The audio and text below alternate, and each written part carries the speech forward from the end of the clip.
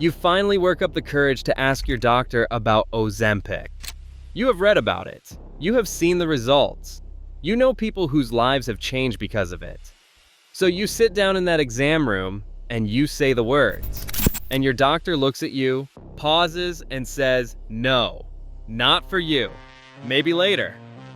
Let us try something else first." And you leave that office feeling like you just got rejected from something you desperately need. So now you are wondering, is your doctor wrong? Or is there something you are missing? This is one of the most common frustrations I hear from diabetics right now. You are not imagining it. Ozempic has become one of the hardest prescriptions to get in America. And it is not just because of the shortage. Doctors are saying no to diabetics every single day. And the reasons might surprise you. Let me walk you through exactly why this happens, what your doctor might be thinking, and most importantly, what you can actually do about it. First, let us talk about what Ozempic actually is, because there is a lot of confusion out there. Ozempic is the brand name for semaglutide, a GLP-1 receptor agonist. It mimics a hormone your body naturally produces called glucagon-like peptide 1. That hormone does three important things. It tells your pancreas to release more insulin when your blood sugar rises. It tells your liver to slow down releasing stored sugar. And it slows down how fast food leaves your stomach, which is why people feel full longer and eat less. For people with type 2 diabetes, this is a game changer. We are not just talking about weight loss, although that happens too. We are talking about A1C drops of 1.5 to 2 points for many patients. We are talking about people going from an A1C of 9 down to 6.5. We are talking about getting off other medications. We are talking about protecting your heart and kidneys from the damage high blood sugar causes over time. So why would any doctor say no to that? Here is the first reason, and it is the most common one. Your insurance might not cover Ozempic, and your doctor often knows this. Ozempic without insurance costs between $900 and $1,100 per month. Most doctors have seen patients get excited about a medication, go to the pharmacy, see the price, and then never fill the prescription.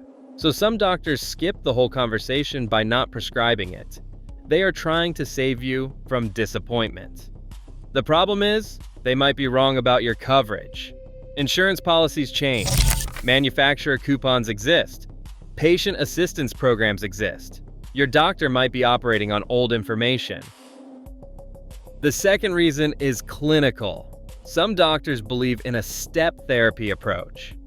That means they want you to try older, cheaper medications first, and only move to newer ones if those fail. Metformin has been around since the 1950s. It costs about $4 per month. It works for millions of people. From a pure medical standpoint, there is logic to starting there. But here's where it gets complicated. The research on GLP-1 medications shows benefits beyond blood sugar control, including heart protection and kidney protection. These are things metformin does not do as well. So the question becomes, are you just treating blood sugar, or are you treating the whole disease? The third reason is the shortage. And this one is real. Novo Nordisk, the company that makes Ozempic, has struggled to keep up with demand since 2022. When celebrities and influencers started using it for weight loss, the supply that was meant for diabetics disappeared. Pharmacies ran out. Patients who had been stable on Ozempic for months suddenly could not get their refills. Some doctors stopped prescribing it entirely because they did not want to start patients on a medicine they could not reliably continue. If your doctor says the shortage is the reason, they might have a point, but the shortage has improved significantly in 2024. It is worth asking if that is still the real issue, or if it is an old excuse. The fourth reason is more personal, and your doctor will never say this out loud. Some doctors are skeptical of medications that become popular. When they see Ozempic on magazine covers and TikTok videos, something shifts in how they view it. It goes from being a serious diabetes medication to being a fad. Doctors do not like prescribing fads. They worry about being seen as pill pushers. They worry about patients who want a quick fix instead of lifestyle changes. They worry about the long-term unknowns. This is not entirely unreasonable. But it also should not override the clinical evidence. Ozempic is not a fad for diabetics. It is an FDA-approved treatment with years of research behind it. The fifth reason might be the hardest to hear. Some doctors are simply not up to date. Medicine moves fast. GLP-1 medications have exploded in the last 5 years. The guidelines have changed. The research has piled up. But not every doctor reads every study. Not every doctor attends every conference. Your family doctor who has been practicing for 30 years might still be operating on protocols from 2015. That does not make them a bad doctor. It makes them human. But it might mean you need to advocate for yourself. So, what do you actually do when your doctor says no? Step 1 is to ask why, not in a confrontational way. Just ask them to explain their reasoning. Is it insurance? Is it the shortage? Is it a clinical preference? You deserve to know the specific reason, not just a vague no. Step 2 is to come prepared. Before your next appointment, check your insurance formulary. You can usually find this on your insurance company's website or by calling them directly. Look up whether Ozempic is covered and what tier it is on. If it is covered, print that out and bring it with you. Doctors are more likely to prescribe when they know insurance will not be a barrier. Step 3 is to ask for prior authorization. Even if Ozempic is not on your formulary, your doctor can request prior authorization for it. Prior authorization is a letter to your insurance company explaining why you need this specific medication. If you have tried metformin and it did not control your blood sugar well enough, that is a valid reason. If you have cardiovascular risk factors, that is a valid reason. If you have kidney disease, that is a valid reason. Many prior authorizations get approved, but your doctor has to be willing to do the paperwork. Step 4. Know the alternatives. If your doctor truly will not prescribe Ozempic, ask about Mounjaro instead. Mounjaro, also known as tirzepatide, is a newer GLP-1 medication that works on 2 receptors rather than 1. Some studies show it can be even more effective than Ozempic. It can also be easier to obtain because it is marketed more toward people with diabetes and less toward the weight loss crowd. Your doctor might feel more comfortable prescribing it. Step 5 is to consider a second opinion. This is not about going behind your doctor's back, it is about getting another perspective.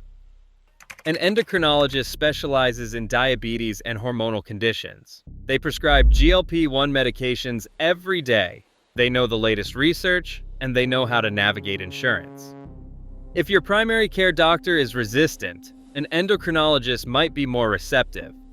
You can ask your doctor for a referral, or in many cases you can self-refer depending on your insurance. Step 6 is to document everything. Keep a log of your blood sugar readings. Keep track of your A1C history. Write down the medications you have tried and why they did not work well enough. This creates a paper trail that supports your case. When you can show a doctor that you have been at an A1C of 8.5% for 2 years, despite taking metformin, that is evidence. That is harder to say no to. Now let me be clear about something. Your doctor might actually be right. There are legitimate reasons why Ozempic might not be the best choice for you specifically. If you have a history of thyroid cancer or a family history of medullary thyroid carcinoma, Ozempic is not recommended. If you have had pancreatitis, your doctor might be cautious. If you are planning to get pregnant, Ozempic needs to be stopped well in advance. If you have severe gastroparesis, a medication that slows stomach emptying even more might not be ideal. These are real concerns. If your doctor raises one of them, that is not them being difficult. That is them doing their job. But if the only reason is cost, or the shortage from 2 years ago, or a vague preference for older medications, those are reasons worth pushing back on. Politely, respectfully, but firmly. Here is the truth about diabetes care in America right now. The medications exist to dramatically improve your health. The research supports their use. The FDA has approved them. But the system, including insurance companies, supply chains, and outdated protocols, creates barriers between you and those medications. Sometimes your doctor is part of that barrier. Sometimes they are not. The only way to find out is to have the conversation. You are not being difficult by asking for Ozempic. You are not being a problem patient. You are advocating for your own health with a medication that has proven benefits for people exactly like you. 37 million Americans have diabetes. 96 million more are pre-diabetic.